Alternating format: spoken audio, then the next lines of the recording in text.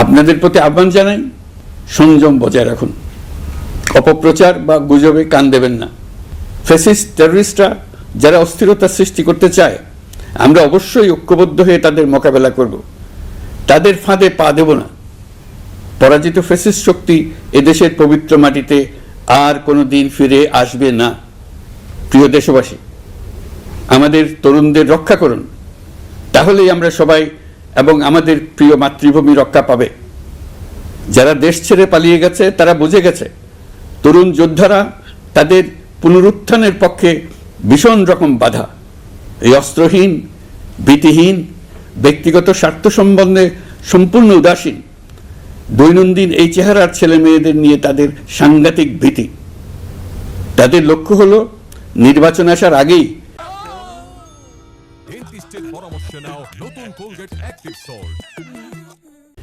পথের এই বাধাগুলো সরিয়ে ফেলা, নিজেদের রাজত্ব আবার কায়েম করা। তাদের বন্ধুরা যতদিন তাদের সঙ্গে আছে ততদিন তারা এই স্বপ্ন দেখবে। নির্বাচন হয়ে গেলে তাদের বন্ধুরা সমর্থন জোগাতে বেকায়দায় পড়বে। সেজন্যই তো এত তাড়াহুড়া। তারা চায় নির্বাচনের আগেই তাদের ফিরে আসা নিশ্চিত করতে। নানা ভঙ্গিতে এটা তারা করবে। এই চোরাগুপ্তা খুন করার যে উদ্যোগ, তার একটা রূপ। আরো কঠিনতার পরিকল্পনা নিয়ে তাদের প্রস্তুতি আছে। দেশের সবাইকে জোর গলায় বলতে হবে, আমরা তরুণদের রক্ষা করব। এখানে পুরনো আমলের দাসত্ব মেনে যারা আছে তাদেরকে দাসত্ব থেকে বের হয়ে আসতে হবে। উৎসবমুখর শান্তিপূর্ণ নির্বাচন করে আমরা সবাই মিলে দেশের উপর আমাদের পরিপূর্ণ দখল প্রতিষ্ঠিত করব। নির্বাচন অবধি আর বাকি মাত্র 2 মাস। আমরা তাদের উপর নজর রাখব এবং বাকি দিনের প্রতিটি দিন উৎসবমুখর করে রাখব।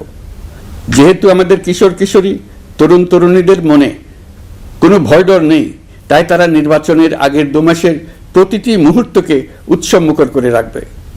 সব রকমের হিংসা কোন্দল থেকে দেশকে বাঁচিয়ে রাখবে।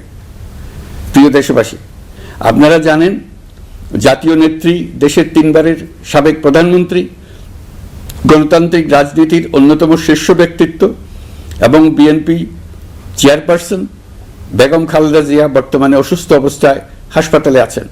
এই বিষয়টি আমাদের সকলের জন্যই উদ্বেগের বিষয়।